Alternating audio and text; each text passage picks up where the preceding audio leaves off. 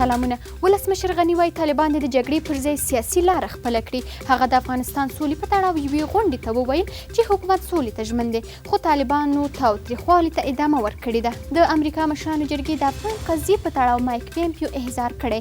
د راپورونو له مخې د امریکا سنا له پمپیو غوښتي چې سنا ته ورشي او د بهرنیو اړیکو کمیټې د غړو پوښتنې ځواب کړي.